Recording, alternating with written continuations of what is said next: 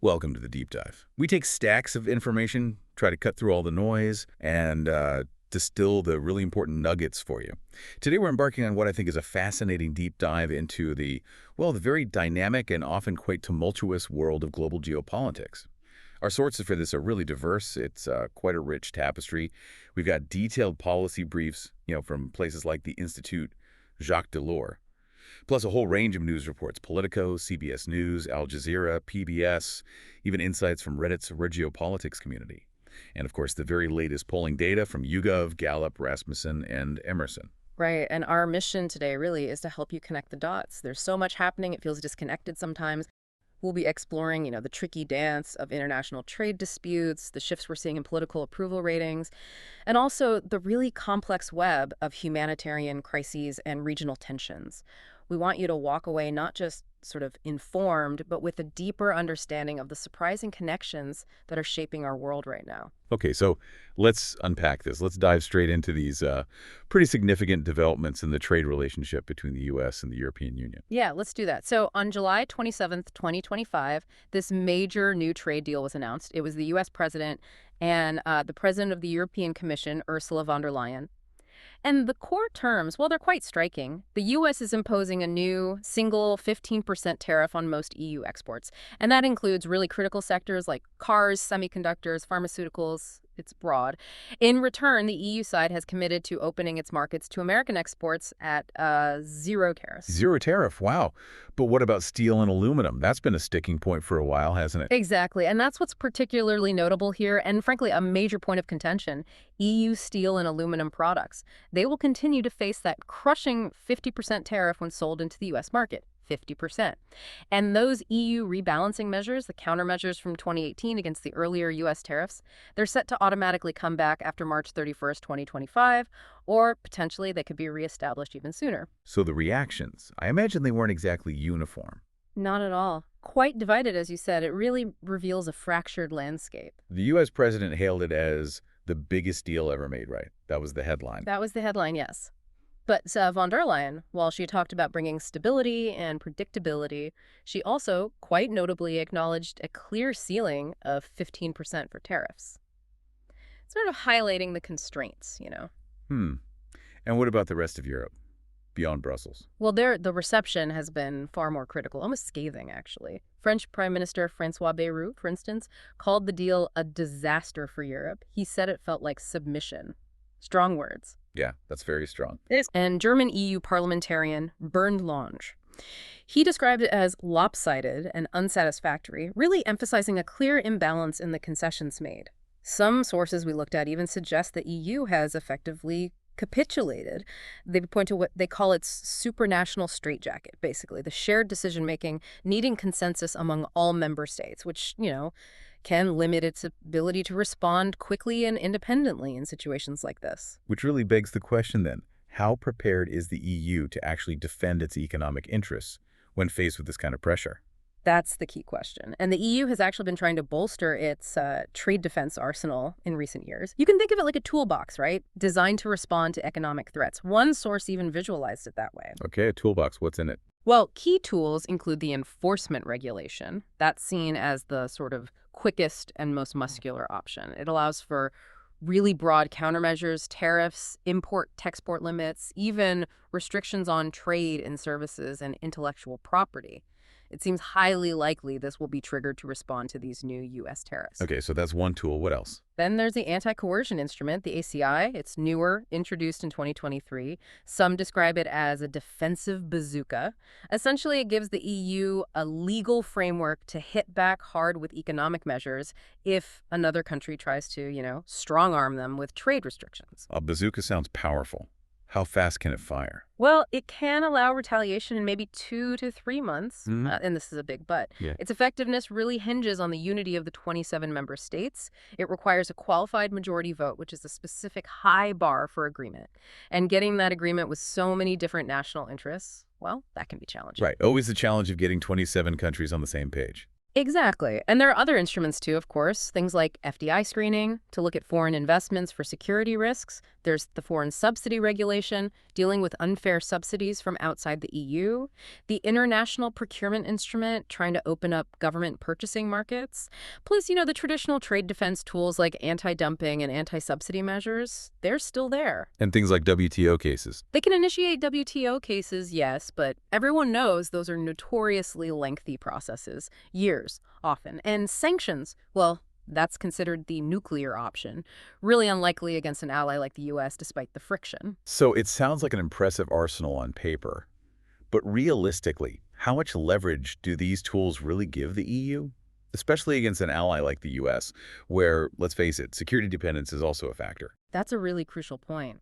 And it's where the sources we looked at reveal a deeper concern. Despite this expanded toolbox, there's this widespread worry, a feeling that the EU's dependence on the U.S. for security fundamentally hinders its leverage, its negotiating ability. It potentially makes it vulnerable to coercion. The actual speed and impact of any EU response will depend heavily on political will and that elusive unity among member states. It's a complex dynamic, isn't it? Economic disputes weighed against these broader strategic dependencies. Absolutely. The transatlantic alliance itself creates this complexity. Okay, now, to really understand these, frankly, aggressive trade stances from the U.S. side, we probably need to look at what's happening domestically in the U.S., right? Our sources suggest there might be more than just pure economic strategy driving this, especially when you look at the president's approval ratings. Indeed. And the polling from mid to late July 2025 gives us a really fascinating snapshot. Rasmussen, for example, reports 47% approval, 51% disapproval. That's as of July 28th. Emerson polling has it at 46% approval, 47% disapproval around July 25th. They note his numbers are kind of stable in the mid-40s, but disapproval has been steadily creeping up. But Gallup showed something different, didn't they? A bigger dip. Yes, Gallup indicated a pretty significant dip to 37% approval. That's the lowest of this second term. And what's really notable there is a 17-point decline among independents, down to 29%. That matches an all-time low for the president with that really key group. Independents are crucial, but his base is holding firm. Remarkably so. Republican support often remains near 90%. Very solid. So it's definitely a mixed picture, but clearly some vulnerability showing, especially with independents. And we know his ratings on specific issues like inflation and foreign trade are not great, right, in negative territory. Correct. And inflation and prices consistently rank as the most important issue for Americans in these polls. Okay, but there's another layer here, isn't there? Something quite specific that commentators are pointing to. Yes, and it's striking. It's the ongoing furor over the administration's handling of the Jeffrey Epstein files. This is being seen by many as a potentially pivotal and very damaging moment. Quinnipiac found that a significant majority, 63% of registered voters, disapprove of how the administration has dealt with the Epstein affair. 63% is huge, even among his own party. Even Republicans were notably divided on this one. Quinnipiac showed 40% approved of the handling, but 36% disapproved. That's a significant split within the party on such a sensitive issue. So how does this connect back to the trade deals and tariffs? Well, this is where the timing becomes critical, according to many commentators in our source materials.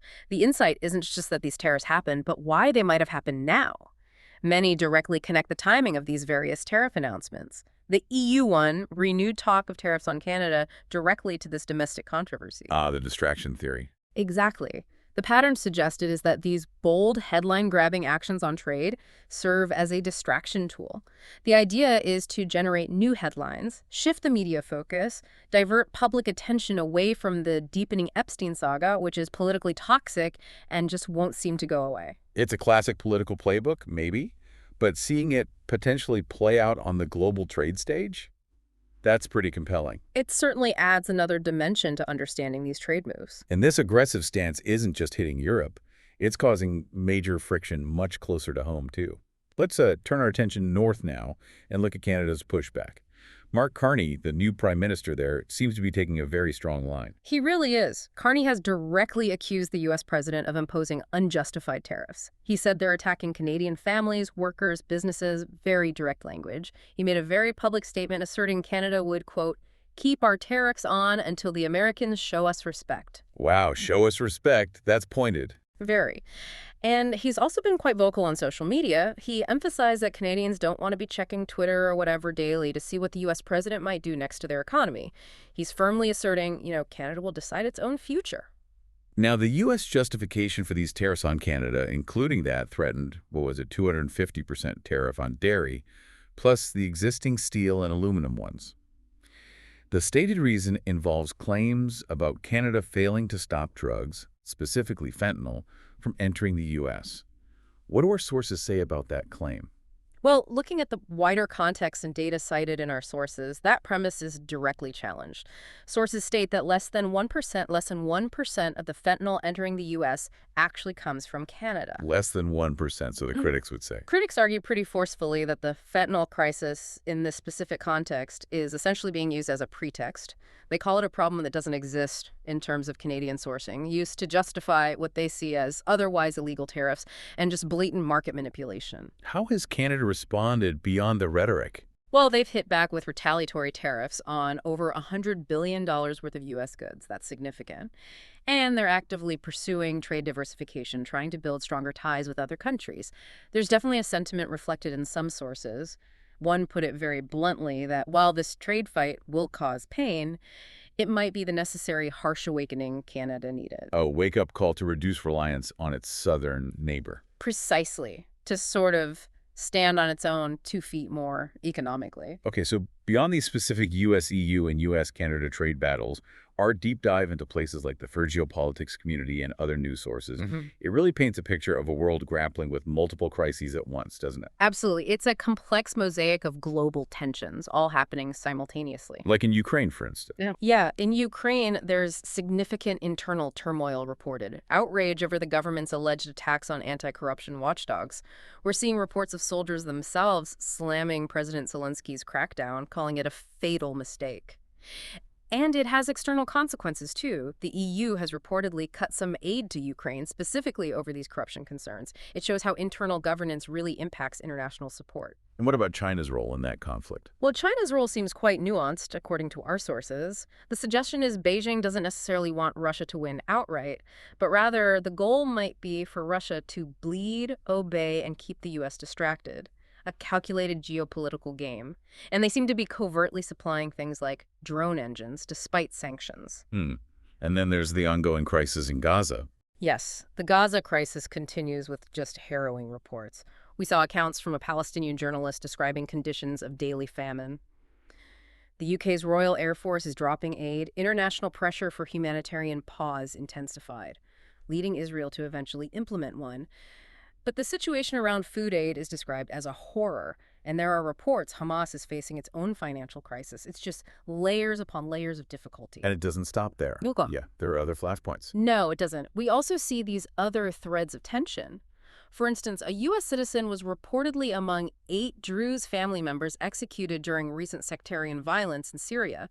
There are continued reports about China's alleged unwillingness to stop the fentanyl trade flowing elsewhere, and even connections being drawn between some U.S. anti-Israel groups and alleged Beijing-backed influence networks. It really underscores how interconnected everything is. Domestic issues spilling outwards, proxy conflicts, influence campaigns. Exactly. It demonstrates the intensely complex, interconnected, and often quite surprising nature of global events. Things happening in one corner of the world can have ripples far, far away. So let's try to synthesize this. What are the big takeaways? What does this all mean? Our deep dive today, it really reveals a world where economic policy, those domestic political pressures we talked about, and international relations are just inextricably linked, often in really unexpected ways. Yeah, what's truly insightful, I think, is seeing how that perceived need for a domestic distraction, like with the Epstein files potentially, can become such a powerful driver of major international trade decisions. And concurrently, how long-standing alliances are being severely tested. Tested by economic pressures, yes, but also by these shifting geopolitical landscapes. It's not just about tariffs, is it? It's about political survival, strategic maneuvering. Right. And looking at the bigger picture, it also highlights maybe the resilience of nations like Canada and the EU, their efforts to assert their sovereignty, to adapt, even when they're facing an incredibly powerful trading partner like the United States. It looks like a continuous balancing act between dependence and defiance. That's a good way to put it, a constant balancing act. So this really leaves us with an important question, something for you, our listener, to consider. In an era where these domestic political pressures can so profoundly influence global stability and trade, how can international diplomacy even work effectively? How can it navigate a world where information and, let's be honest, misinformation travels at the speed of social media, impacting everything from huge trade deals right down to urgent humanitarian aid delivery? It's a tough question with no easy answers. Thank you for joining us on this deep dive. We really hope it's given you a clearer, maybe more informed perspective on the world and how these seemingly separate threads are, in fact, very tightly woven together.